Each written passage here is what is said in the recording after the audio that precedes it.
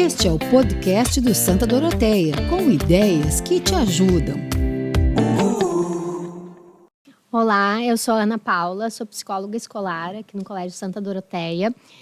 E hoje nós estamos aqui com o orientador Tiago, com a orientadora Marina, e nós vamos falar um pouco sobre Setembro Amarelo, iniciando a nossa dinâmica, né, para conversar um pouco mais sobre esse assunto. E eu quero iniciar trazendo um pouco do contexto que a gente tem vivido com as crianças e com os jovens, e o que a gente tem percebido, que tem refletido dentro do ambiente escolar, assim, o que eu vejo é um quadro mais de desmotivação dos jovens e das crianças, um uso excessivo de telas.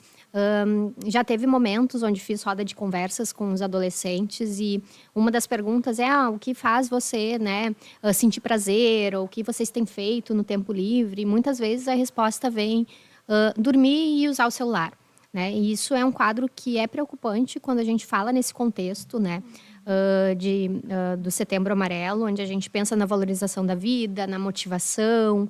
E a gente percebe o jovem hoje menos engajado, menos motivado. E a ideia é que a gente fale um pouquinho hoje sobre como a gente pode ajudar tanto as famílias a olharem para essas crianças, esses jovens, para auxiliar, né, que eles se motivem, se engajem e tenham e valorizem um pouco mais a vida. E poder dar estratégias para os próprios jovens, né? Mas eu quero ouvir um pouquinho de vocês, de como vocês têm percebido, se essa visão é semelhante do que eu vejo, né? Eu sei que a gente já conversa bastante sobre isso, mas quero escutar um pouco do cenário onde vocês atuam dentro dos segmentos de vocês, né? Te ouvindo, fiquei pensando que com os menores, assim, o que mais aparece é essa aprendizagem das emoções, assim, né? O quanto nós, adultos, somos espelhos de como que a gente lida com as nossas emoções e como é que a criança vai processar aquilo que ela está sentindo, né? E o quanto esse contexto vai sendo nomeado, vai ser nomeada aquelas emoções, vai ser nomeado que, bom, naquele momento eu estou me sentindo super entediado, né? Mas o que a gente pode fazer? Como é que o adulto vai lidar com esse tédio? O quanto a gente se percebe, né? Porque eu acho que tem muito isso. Bom, as crianças estão muito nas telas, os jovens estão muito nas telas, mas a gente também, né? Está sempre com o celular do lado, sempre conectados.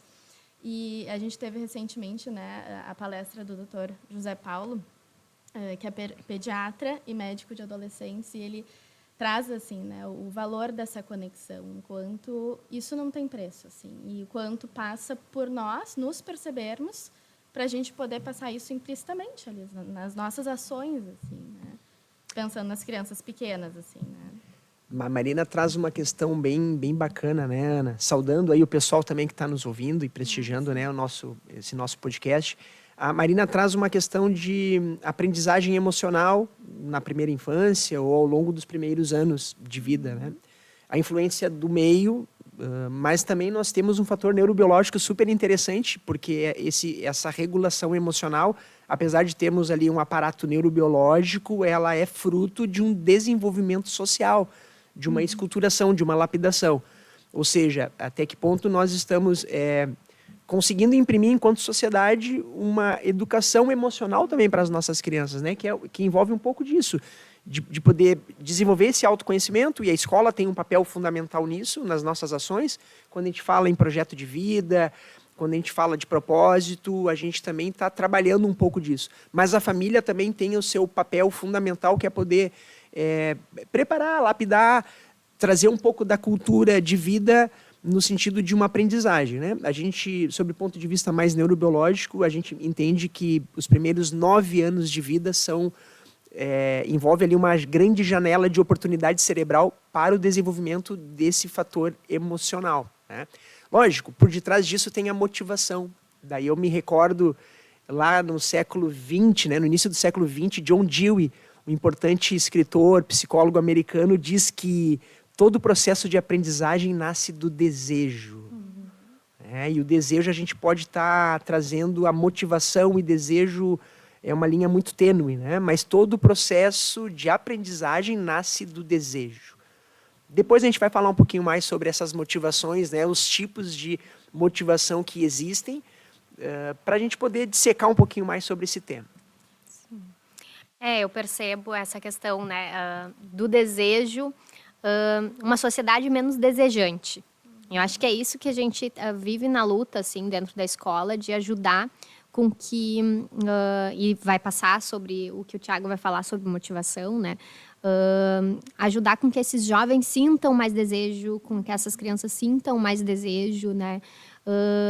E esse meio familiar é muito importante para isso, como vocês falaram. É um trabalho em parceria, né? Não adianta só um lado, né, tentar instigar isso e falar sobre saúde emocional, falar sobre as emoções, se outra parte não faz esse movimento, né? E esse trabalho em conjunto é muito importante. Vocês estavam falando, eu estava pensando numa situação particular, assim. Eu tenho um menino pequeno, né, de 2 anos, e o quanto a gente... desde muito cedo fala sobre emoções e ajuda ele, né, a se desenvolver da melhor forma possível. E é um trabalho duro, né, da família. É um trabalho Sem constante, né? Exaustivo exaustivo. até, Ana. E eu tenho... as pessoas que observam ele, que são pais também, falam muito, precisa fazer um teste de QI, precisa ver, porque ele é muito inteligente, porque eu queria que meu filho fosse assim também. Mas se a gente for olhar, né, esse trabalho exaustivo, talvez, dessa família, de uma forma diferente, né, talvez não seja tão exaustivo, talvez não preste tanta atenção nessas coisas. Claro que a gente tem o nosso conhecimento da profissão, mas a gente precisa estar constantemente buscando auxílio, talvez, de quem tem esse conhecimento para poder ajudar. E a escola é um lugar para isso, né? Para a gente poder conversar, para a gente poder entender e também para a gente poder escutar o que a gente pode fazer enquanto pais. Eu acho que é esse o objetivo da gente poder dar algumas orientações e poder ajudar. Mas, voltando sobre a questão, assim, pensando na motivação que o Thiago comentou, né? Como que a gente motiva esses jovens? A motivação, ela é interna, ela é externa? Vale só eu ir lá e fazer uma palestra motivacional para a galera? Isso vai funcionar? Como que funciona isso, Thiago? Me conta um pouco. Pô, legal, Ana. Na preparação para o nosso podcast, para o nosso tema, né, Marina? A gente estava dando uma olhada, revisitando um pouco da literatura. Então, tem várias pesquisas científicas que apontam ali a relação entre os impulsos internos e as nossas necessidades biológicas. Então, o que me leva a procurar um prato de comida é o fato de eu estar com fome. Uhum. Quando eu busco um refúgio e uma busca por uma saciedade, justamente para fazer um entorno e poder, digamos assim, saciar uma emoção, né, percebida ali. Outras teorias falam de diferentes tipos de motivação. Fala de motivação, principalmente as teorias mais cognitivas. Aquela questão que tu estava trazendo mais da aprendizagem das crianças, né? Buscar ajuda, a importância da família, da escola como um processo de lapidação cognitivo também, né? Trazendo um pouco do conhecimento acumulado, né? Culturalmente. Então, fala de 2 tipos de motivações. A motivação intrínseca, que é a motivação interna. Por exemplo, a criança que gosta de dinossauros, ela vai ter um interesse muito grande para poder aprender, dissecar sobre o tema, pintar, desenhar, conhecer processos característicos ali dos dinossauros. Então, isso a gente está falando de uma motivação intrínseca. Mas também tem aquela motivação extrínseca que é motivado pela meta, pelo objetivo, pela conquista. Mas daí também nós temos uma armadilha. Eu também não posso funcionar apenas por uma meta, né? A meta seria tirar uma boa nota, ganhar um elogio, receber uma recompensa. Isso a gente está falando de motivação extrínseca. Mas o que as pesquisas vêm dizendo é que a gente precisa desenvolver esse mecanismo interno de autoconhecimento para reconhecer gostos, características, valores, mas também buscarmos motivação para as coisas externas. Sim. Algo mais relacionada à meta. Sim, ou a busca própria de um objetivo. Valorização, né? Porque eu fiquei pensando na educação infantil. Porque as crianças, elas têm mais motivações internas, né? De desejos, de gostos. O próprio exemplo que tu trouxeste, né? Da questão de gostar de dinossauros. Eu posso ir por uma via de não ter a motivação externa, que seria eu mostrar lá, vir contente, falar dos dinossauros, falar os nomes, e o adulto não corresponder. Eu acho que pode falar melhor do que eu, que tu acompanha diariamente. Eu isso, fiquei né? pensando em várias coisas, assim, mas primeiro, eu ouvindo o Thiago, assim, o quanto também as coisas vêm prontas nesse momento, né? Pensando em motivação, o quanto para esses pais, para essas famílias, né? Que tem aquela enxurrada de informações, de internet, de outros meios, assim, o quanto, pensando, né, no exemplo que a Ana trouxe, assim, o quanto naquele momento em que está se dando conta, tu está lá conectada, né, com o Guto, vendo as motivações dele e explorando aquilo, né, dando recursos para ele explorar. O quanto isso fala de uma conexão real, que não está pronta, não está dada, mas passa pelo olhar, pelo entender o que está se passando. E que hoje a gente se vê nessa enxurrada de informações e que talvez tem muito isso. Bom, então eu tenho que fazer isso para motivar, né? Mas que passa pela conexão, né? Ou eu tenho que dar uma recompensa para motivar, eu tenho que dar uma punição para motivar, né? O quanto isso também está muito enraizada, a questão, né, da punição, enfim, da recompensa, e sem critério, talvez, assim, né? O quanto que essas várias informações nos deixam perdidos, realmente, assim, né? Então, acho que esse valor, assim, desse olhar e entender que não está posto, né? E que vai ser na tentativa, no erro, e que vai entendendo, né? O que é subjetivo daquela criança, assim, né? E daquela inter-relação, daquela família com aquela criança, assim, daquela professora com aquela criança. E que não existe uma receita, né? Porque Isso. eu fiquei pensando, alguns jovens vêm e falam muito sobre essa relação com a família, né? Eu gostaria de ser mais escutado, eu gostaria de estar... Eles trazem o desejo de estar mais com os pais.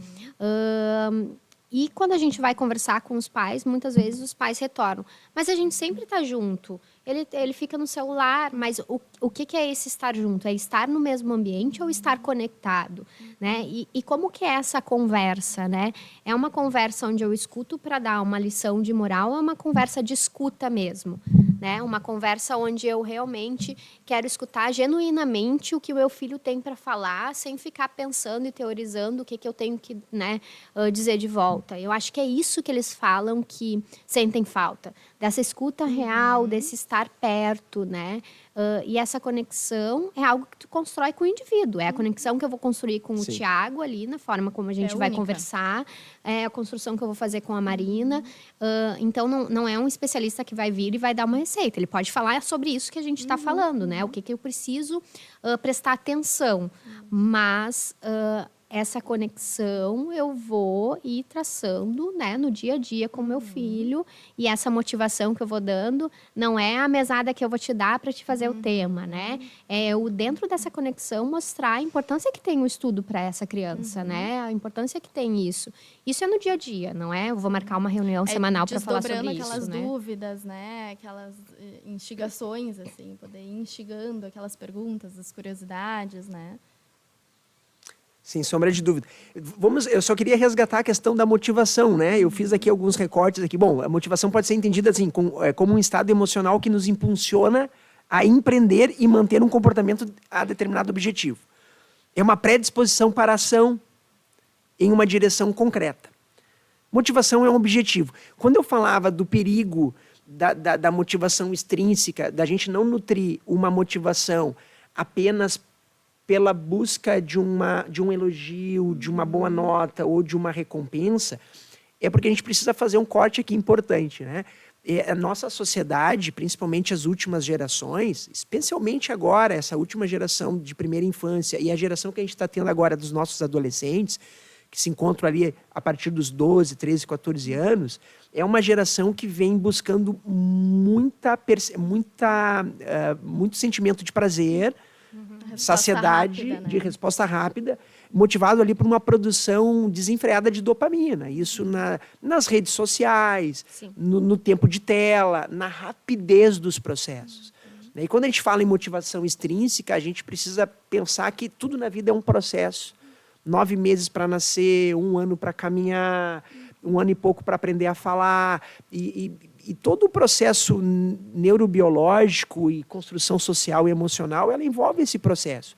Agora, a gente entrou num descompasso de uma produção exacerbada de dopamina, o que dificulta também o estabelecimento de algumas metas.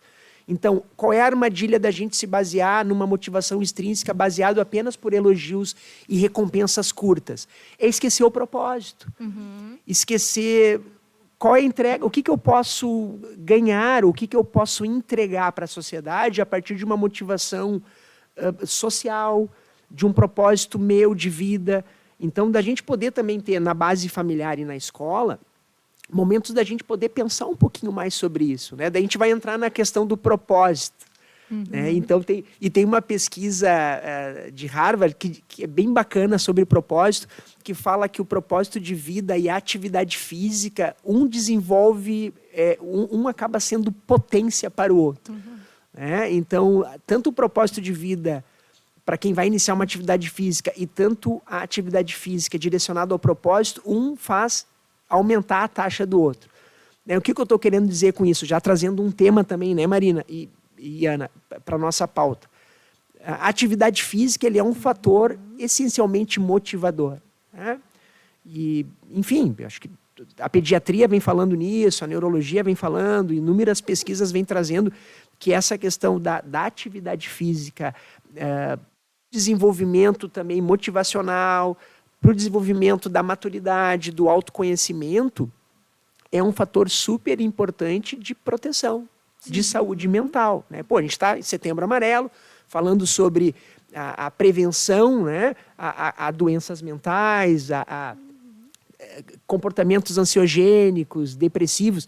Então, a atividade física ele é um importante antídoto, né? Natural, neurobiológico, que faz com que a gente também produza neurotransmissores que possam também regular o nosso emocional, né? Regular o nosso humor. Hoje a gente percebe crianças e jovens com muita instabilidade de humor. Sim. Por quê? Porque estão dormindo pouco, estão dormindo errado, não sei se estão se hidratando bem, se alimentando bem, passando horas e horas online, em produção de dopamina, como a gente havia falado, de forma muito intensa. E essa percepção, né, de satisfação por outros vieses, né, como, por exemplo, ali o controle de respiração, que a atividade física proporciona, a qualidade do sono. O sono tem a ver com memória, cognição. Sim. Então, o sono tem a ver com o humor. Então, eu acho que a gente começando a mexer um pouquinho na rotina, porque a gente tem... Os anseios são semelhantes, né, daquilo que a gente vive ao longo das nossas fases da vida. Mas o que talvez possa mais impactar para uma mudança de pensamento, para um estado emocional mais positivo, por assim dizer, talvez seja a mudança de algumas rotinas, né? E essa questão da mudança de rotina passa por isso que a gente estava falando, que é essa conexão com o meu filho, né? Que é poder ter esse cuidado, poder perceber e olhar os fatores de risco para o desenvolvimento de alguma questão emocional mais séria, né? Porque hoje, se a gente for pensar nas crianças e nos adolescentes que têm um quadro mais ansioso, uma fobia, né, social, passa muito por esse lugar de apatia, né? Não existe nenhuma atividade física, não existe uma boa qualidade de sono, muito tempo nas redes sociais ou jogando, né? Eu vou me afastando também completamente de boas relações, né? As relações com os pares, eu vou fazendo esse afastamento e acabo vivendo a minha vida ali dentro do jogo, né? Dentro das redes sociais e tem sido muito preocupante, assim. A gente tem atendido muitos jovens que têm muito medo da escola, porque a escola é desafiadora, né, no que diz respeito às relações, no que diz respeito à própria questão do desempenho, né? E a partir do momento que eu não consigo dar conta, eu me isolo naquela rede social onde eu tenho vários seguidores, ou eu me isolo no jogo onde eu sou muito bom e sou reconhecido por aquilo, mas eu acabo deixando de desenvolver muitas habilidades que eu preciso para viver. Né? E eu ser um pai que tem conexão com meu filho, passa por eu olhar, não, peraí, tem alguma coisa de errado. Uma criança não pode ficar tanto tempo assim no jogo, não pode ser uma criança que não quer descer pro condomínio para brincar, não quer ir numa pracinha, não pode ser um adolescente que não conversa pessoalmente com ninguém, só online, né? Eu acho que é a gente estar atento a esses sinais, né? Não sei se tu quer falar um pouquinho mais sobre esses Dos sinais, jogos, Marina, e dos jogos. Eu penso que a gente tem que... É uma conversa que a gente volta e meia tem, né? Da gente também não criar essa ojeriza, né? Os games e toda essa temática, assim, que é nessa vida virtual. Mas que, ao mesmo tempo, é isso, né? Fiquei pensando em habilidade de resolução de problemas, né? De reconhecimento de quais são os meus valores e o quanto isso eu preciso fazer um exercício de consciência, né? E que, bom, se eu só jogo aquele jogo... pode ser que eu seja um craque ali, vá saber, né, passar as fases, seja muito bom naquela habilidade, mas o quanto a gente vai precisando ampliar isso, né, e os exercícios físicos, enfim, jogos, né, outros tipos de conexão, e conexão eu comigo mesmo, eu com o meu corpo, e a questão das próprias relações, assim, nos jogos, enfim, eu estava dando uma relida também no livro que se chama Crianças Bem Conectadas, um livro super atual, bem bacana, uma linguagem bem acessível, e que traz também o perigo desses chats, assim, que a classificação indicativa dos jogos, eu achei uma curiosidade bem bacana, não sabia disso, não passa por, não inclui a questão do perigo dos chats, assim, né, do quanto por ali também pode se passar questões de cyberbullying, do quanto ali pode, enfim, né, ter que corre desafios, em paralelo, né, Marina? Corre em paralelo ao jogo ali, né? Enfim, e a gente, esses dias eu escutava uma criança pequena, assim, me falando que, bom, eu passei por uma experiência de ter desafios que eu precisava cumprir.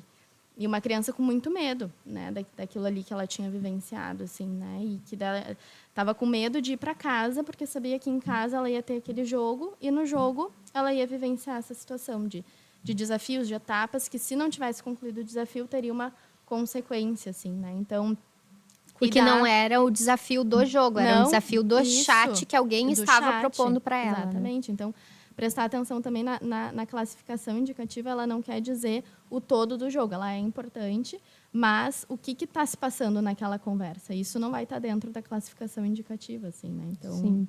E muitas famílias, às vezes, nem sabem, né, do chat, né? Entendem, meu filho está ali jogando, mas o chat é uma porta aberta, meu filho pode estar se comunicando com qualquer pessoa, né? Um adulto, mal intencionado, outros adolescentes. Então, não é proibição, né, do jogo. Não pode mais ter acesso a nenhum tipo de jogo, mas é esse acompanhamento próximo, é uma né? alfabetização digital, assim, né? Que daí a gente precisa ensinar também as crianças de como fazer esse uso, né? E isso vai passar muito pelo nosso exemplo, né? Então, como é que a gente também está fazendo esse uso?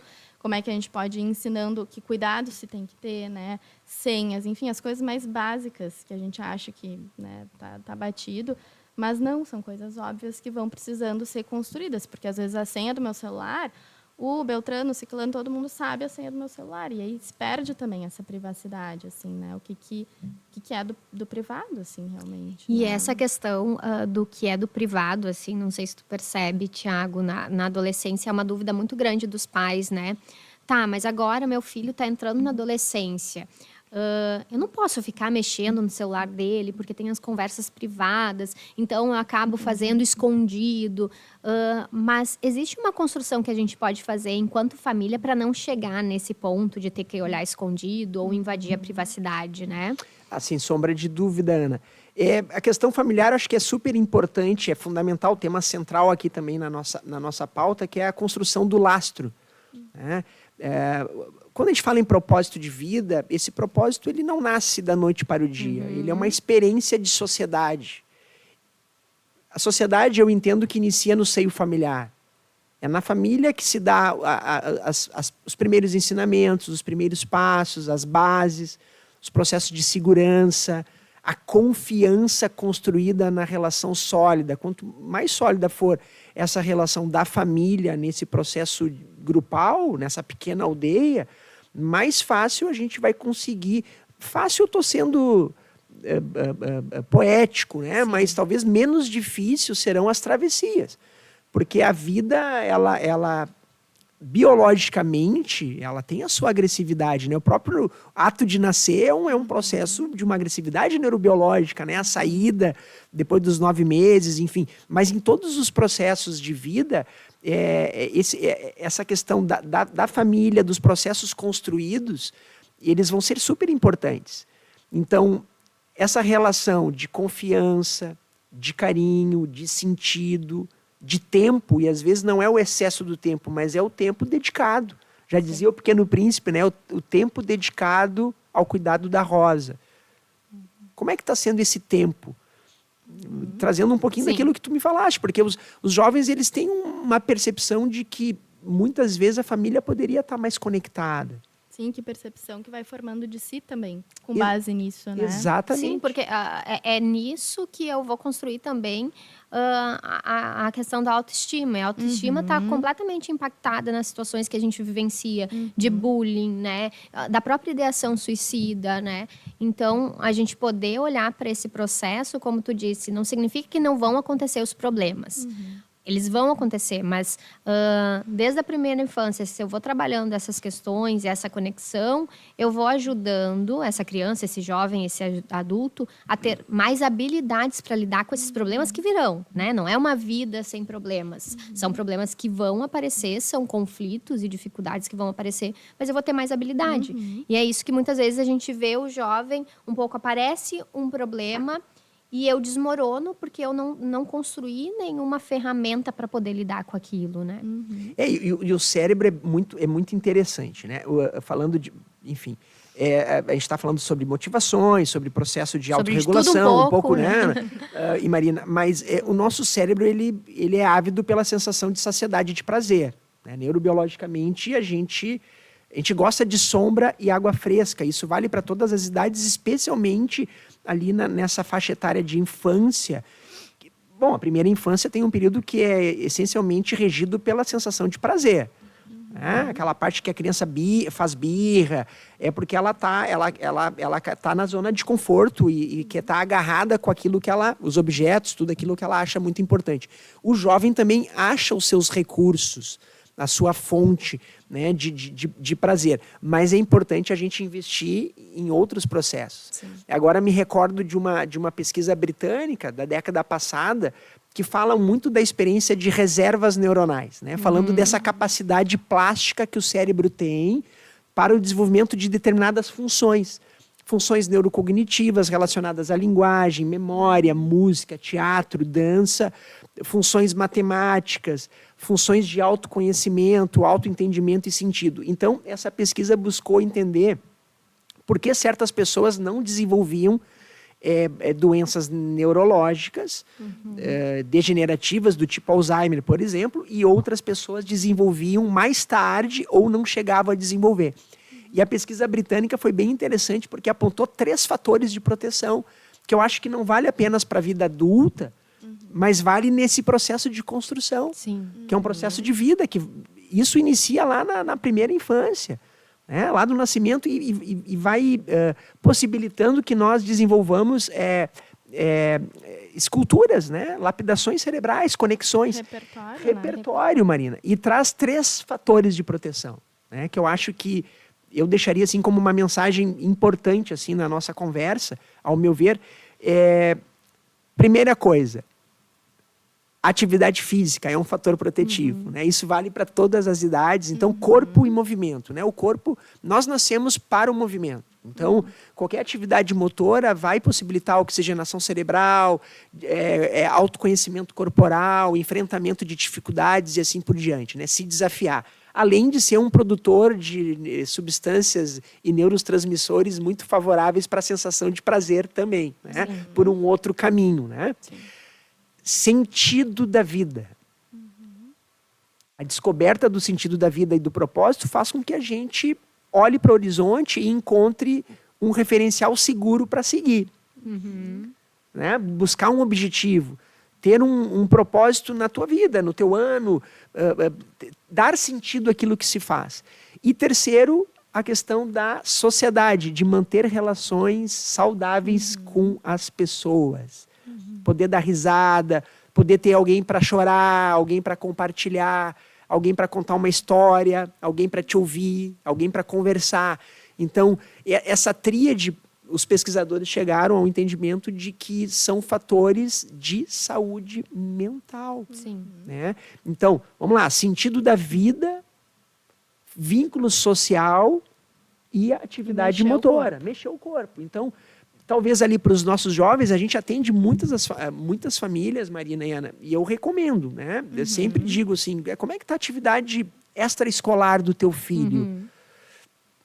Muitas não fazem, muitas crianças estão ali inertes, não estão sem nenhuma atividade, né, que possam buscar para desenvolver essas relações. E lógico, a atividade física, por exemplo, um jogo, alguma coisa mais corporal, também vai provocar essa interação tão necessária. Sim, todas essas habilidades de resolução de conflito, né? E de poder pensar nesse meio mais social. E isso que tu falaste, Thiago. Esses dias eu atendi uma mãe onde ela percebeu que o filho, quarto ano do ensino fundamental, estava desenvolvendo ansiedade. Estava muito mais ansioso e ela estava percebendo muito isso. E ela foi na psicóloga, enfim, psiquiatra, e pediram para que ele começasse urgente alguma atividade física. Ele começou a jogar futebol, né?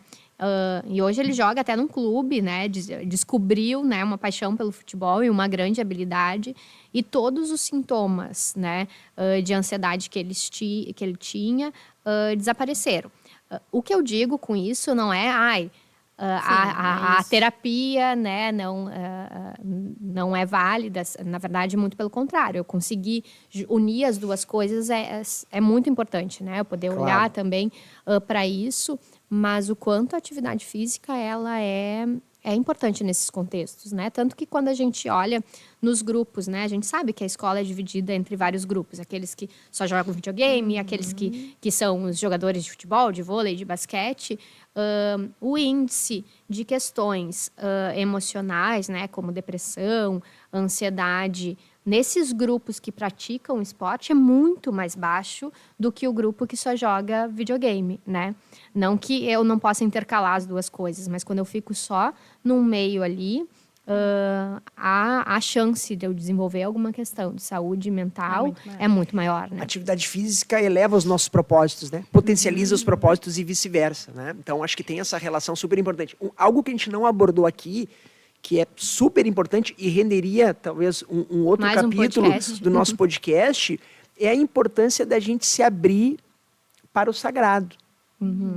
Se abrir e poder encontrar essa mensagem de Deus que quer nos chamar e que tem algo para nos dizer historicamente, né? Sim. Então aqui nós estamos também diante da imagem de Santa Paula, que é a nossa madre fundadora aqui do Santa Doroteia, e ela tem um legado de vida extremamente importante para a época dela e para a nossa época e que nos ilumina. De conexão, mas ela de disse superar sim, desafios. Exatamente. Né? Mas ela escutou essa mensagem de Deus também, né? Sim. Qual é o tempo que as nossas famílias, Ana, Marina, qual é o tempo que as nossas famílias, até uma provocação, têm dedicado também para poder escutar essa palavra de Deus, né? O que ela tem a nos ensinar sobre projeto de vida, né, no exemplo máximo de Jesus, né, que foi o maior, foi o filho amado, né, o grande pedagogo, o grande educador, né? Quais são os ensinamentos que a própria religião pode nos trazer e a experiência da espiritualidade. E daí na espiritualidade a gente vai encontrar outros fatores conexos, a respiração, mindfulness, né, também, que é uma técnica da gente poder respirar, trazer consciência corporal, sentir o corpo, poder fazer essa experiência também da espiritualidade também é um fator de proteção. E a gente tem que ensinar as nossas crianças também. Muitas famílias procuram a escola católica para poder trazer a instrução da fé pela escola. Ok, isso também pode acontecer. Mas tem muito. A potência é maior quando também tem um exercício de casa. Quando essa experiência de espiritualidade, de porto seguro, por quê? Porque Deus é um porto seguro. Sim. É para Ele que eu vou ouvir, que eu vou falar, ou que eu vou simplesmente silenciar para poder fazer com que essa voz de Deus ecoe dentro de mim também. Então, a espiritualidade também é um processo magnífico e que está à nossa disposição. Talvez seja o nosso grande tesouro E talvez nos últimos anos a gente vem se esquecendo, né? Talvez muitas famílias venham esquecendo de poder alimentar a importância da espiritualidade e da fé no seu dia a dia. Sim. Vem procurado menos, né? Vem procurado menos sem sombra de dúvida. Nesse lugar e procurado muito, talvez, em dicas instantâneas do Instagram. Né? Enquanto eu busco muitas dicas, talvez eu pudesse estar me conectando a coisas que estão ali à nossa disposição e podendo trazer esses valores, né? Não, eu fiquei pensando, mas é isso, né? Isso não está pronto, isso não está dado, né? Também é uma descoberta, também é um aprofundamento em si, que talvez olhar o horóscopo seja mais fácil, né? E, bom, ali vai estar dicas do que vai acontecer, e não que, enfim, não... Vão ter pessoas que vão defender o horóscopo, né? Mas o quanto a gente também... Isso não está pronto, não está dado, assim. É um mergulho em si. E o que também tem ali dentro de mim que está difícil de olhar, né? Está difícil entrar em contato. Acho que isso também é um fator que nos adolescentes a gente vê muito, assim, esse medo do entrar em contato consigo, do poder se ouvir, do poder ouvir esse algo maior, o que é um valor para mim, né? O que diz de mim, o que eu acredito, né? Como é que eu exerço essa espiritualidade, né? E quando tu traz o medo, Marina, talvez a indicação para a gente poder travar um diálogo com o medo, porque o medo é uma emoção primária, todos nós sentimos, e que bom que nós sentimos o medo, mas quando entra assim, o medo na criança e no adolescente, especialmente com risco de um desenvolvimento de uma ansiedade mais generalizada, de um comportamento mais depressivo, eu, como educador, eu penso assim, que a gente vai ter que entrar com a possibilidade do sonho. Que não é uma metáfora, que é algo que a gente pode trazer, esses elementos da espiritualidade, do corpo e do movimento, do pertencimento, da qualidade de vida social, mas com uma meta de sonhar. A gente precisa sonhar mais. Acredito que boa parte das crianças que vem enfrentando dificuldades emocionais... Talvez não estão conseguindo, né? Talvez o sonho tenha ficado num espaço muito pequeno, muito reduzido. Vocês não concordam comigo? Sim.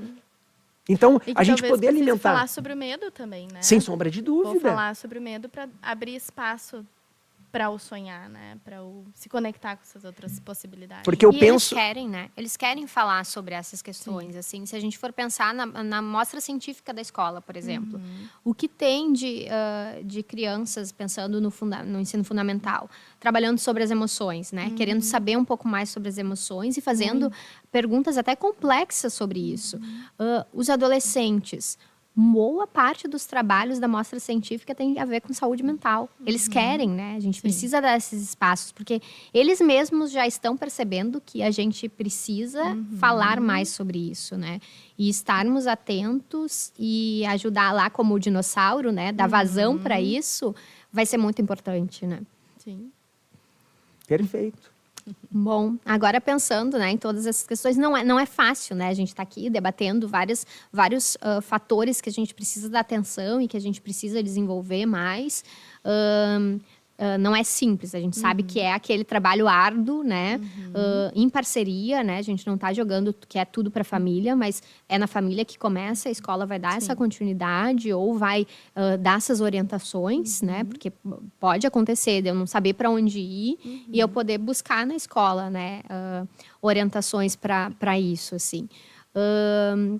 E estarmos muito atentos à saúde emocional dos nossos filhos, estarmos muito atentos a esses sinais que eles podem dar e muitas vezes dão e tá piscando ali e a gente não presta atenção. Então isso nós enquanto escola conseguimos ir observando, mas os pais também em casa é bem importante. Acho que para a gente ir... Pode falar, Não, Thiago. Ana, eu acho que esses sinais de alerta para os pais, né? Não é um manual prático, mas assim, alguns sinais, Marina me ajuda, por favor, né? Mas alguns sinais de atenção constante para todas as famílias. Isso vale para nós também, eu também sou pai. Mudanças bruscas de humor, né, no filho da gente. De uma forma mais consistente, essas mudanças e essas oscilações de humor.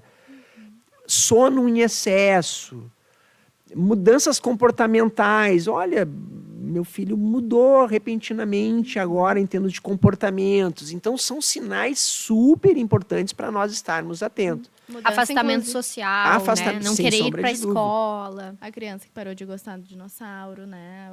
Nesse sentido também. Perda de desejos, né? De sonhos, exato.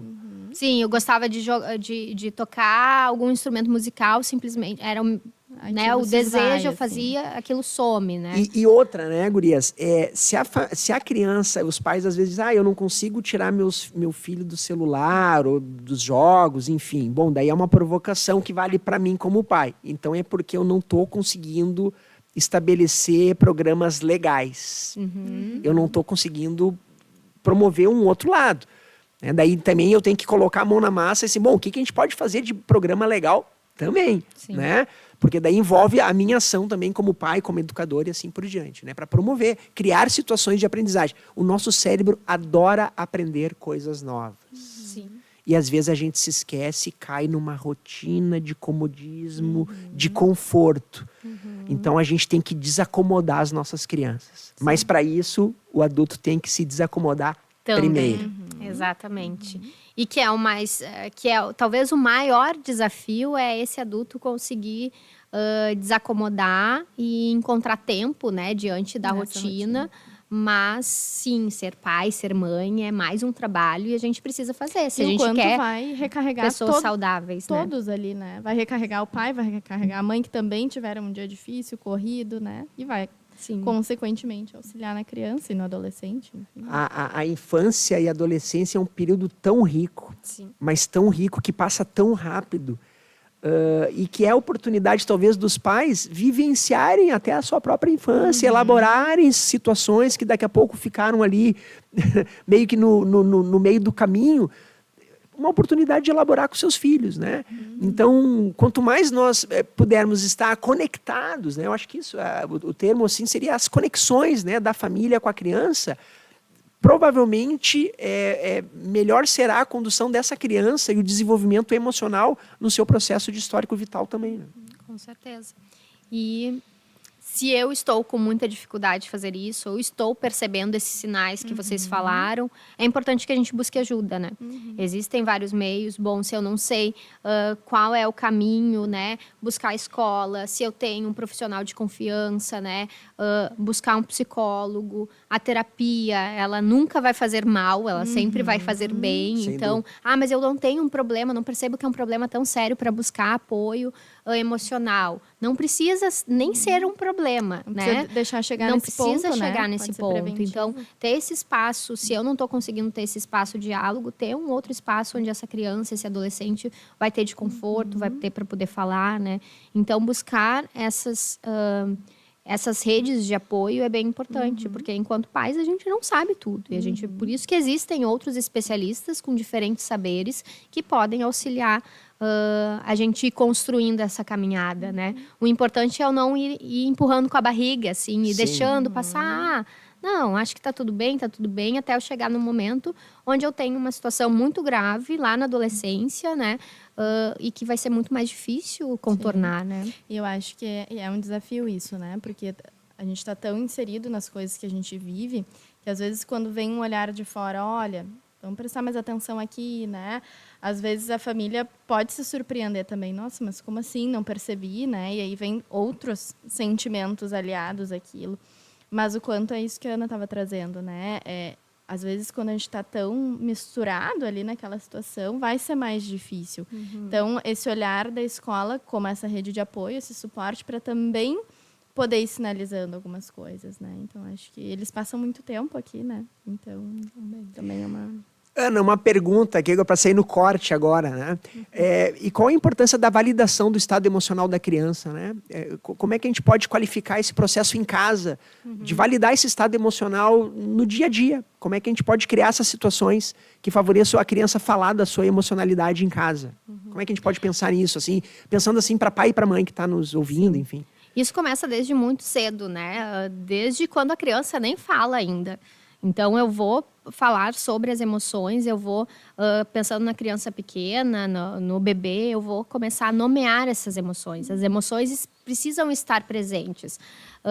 Tanto as emoções que são confortáveis, quanto as emoções desconfortáveis, né? A gente assistiu uma palestra onde falava sobre comunicação não violenta e ela falava muito sobre as emoções. E a gente tem a ideia de separar as emoções ruins das boas. E parece que o que é ruim não pode sentir. E eu acho que o mais importante de validar são essas emoções que não são confortáveis, né? Que é quando a gente tem mais dificuldade para reagir. Então, a partir do momento que desde pequenininho eu vou validando, vou explicando para a criança, olha, eu acho que tu tá com raiva, porque aconteceu isso, quando tu tiver com raiva tu pode agir dessa forma, né? Dando caminhos, Parâmetros emocionais. E até de resolução de problemas. Né? Exatamente. Quanto mais eu falar sobre isso, mais essa criança vai se conhecendo. Porque o que às vezes a gente tem analfabetos emocionais, né? Sentem, porque a gente vai continuar sentindo para sempre, né? Sentem muitas emoções, mas não sabem que emoções são essas, não sabem como reagir. Então, quanto mais cedo eu começar a nomear essas emoções, eu falar sobre estratégias de como eu lido quando eu tô com raiva, quando eu tô com medo, quando eu tô alegre, né? Mais essa criança, e daí quando se tornar adolescente, adulto, vai saber lidar e vai conseguir reconhecer. O importante é a gente saber reconhecer e a gente vai criando estratégias para lidar com isso, né? O que acontece é que muitas vezes a gente não tem espaço para falar sobre as emoções. A gente só repreende, né? Uma criança que está com raiva, que vai lá e chuta a cadeira, joga um brinquedo, a gente repreende a atitude. A atitude não pode. Mas em nenhum momento a gente fala para ela que emoção é essa e que outra forma que ela pode lidar quando ela está com raiva, sem chutar a cadeira, sem jogar um brinquedo. Então, é eu ter essa capacidade de identificar as emoções e poder ajudar ela a criar estratégias para lidar com essas emoções, né? Algo que é bem importante é que eu possa me olhar, né? Porque se eu não sei identificar as emoções... Exatamente. Se eu, quando estou com raiva, não sei como lidar, ou eu não consigo identificar as emoções, como que eu vou explicar para uma criança que emoção é essa ou como ela vai lidar? Então, criar filhos também passa por autoconhecimento, né? Eu me olhar e eu poder olhar também o que eu sinto e como eu reajo, porque além de poder nomear as emoções e dar estratégias, também é o espelho, né? Porque eu posso falar sobre as emoções, como tu lida, mas quando eu tô com raiva, eu atiro um copo na parede, né? Ou quando a criança tá nesse momento de raiva, eu vou falar com raiva, né? O que tu tá fazendo, né? Então, não adianta, né, eu só falar e eu reagir da forma que eu não gostaria que a criança reagisse, né? Então, o espelho também, eu ter controle das minhas emoções, eu saber estratégias de como lidar e identificar as minhas, talvez seja mais importante até do que nomear as emoções e dar estratégias para a criança. Né? E que linha tênue, né? Entre a minha regulação como adulto e a repercussão que isso vai ter naquele serzinho ali que está comigo, mas ao mesmo tempo, além de ser tênue para um lado do desafio, é uma nobre missão, né? Uma das coisas mais belas, porque a gente também não está pronto. Exato. A gente precisa se refazer cotidianamente, reaprender, aprender com os nossos filhos, aprender dentro de nós mesmos, né? Importantes passos para a gente poder tomar escolhas conscientes e assim por diante. Então, esse é o barato da vida, né? Talvez é a grande... reconhecer, né? Eu fiquei pensando no papel da corregulação, assim, daquela criança com aquele familiar, enfim, independente de quem, da importância do poder reconhecer naquele momento, que daqui a pouco eu não estou bem naquele momento para lidar com essa situação. Então, eu saber também alternativas. Bom, nesse momento eu não estou bem, vou chamar a avó da criança, o pai da criança, né? Agora eu preciso que tu encaminhe aqui, não vou conseguir. E depois poder nomear para a criança aquilo que tu também sentiu, né? Como é que estava aquilo para ti e como é que tu pode lidar numa próxima vez, né? O que se passou ali? Nomear para a criança, porque a gente vai acertar, vai errar e poder nomear. Bom, aquela hora eu falei de uma forma, né, contigo, que acho que talvez tu pode ter ficado até mais brava. E entender ali com a criança que a gente também vai passar por esse processo junto, né? Isso que estava trazendo de uma aprendizagem. Pode pedir desculpas, assim. né? Isso. Adulto também pode. Esse fato da gente reconhecer o nosso erro diante da criança é muito importante também para a criança saber que tá tudo bem, ela vai cometer erros também, mas o reconhecer é o mais importante, né? Porque a gente não está pintando aqui uma família propaganda de margarina, né? Tudo perfeito. Vão ter momentos que a gente vai ficar bravo, que a gente vai se exaltar, que a gente vai gritar, né? Porque somos seres humanos, mas a gente conseguir reconhecer isso e mostrar isso para a criança é muito importante, tá? né? Também, né? Bom, a gente já entrou em outra linha e a gente poderia ficar aqui, né, horas falando sobre saúde mental e sobre essas estratégias, porque são muitas, né? Mas teremos outros momentos para aprofundar o tema. Mas vamos nos encaminhando para o final. Vocês têm mais alguma coisa que gostariam de falar para encerrar? Acho que é importante a ação da escola, né? E agradecer também essa oportunidade de estar do lado da minha colega Marina, da Ana, para conversar, né, sobre esse assunto tão importante, tão impactante.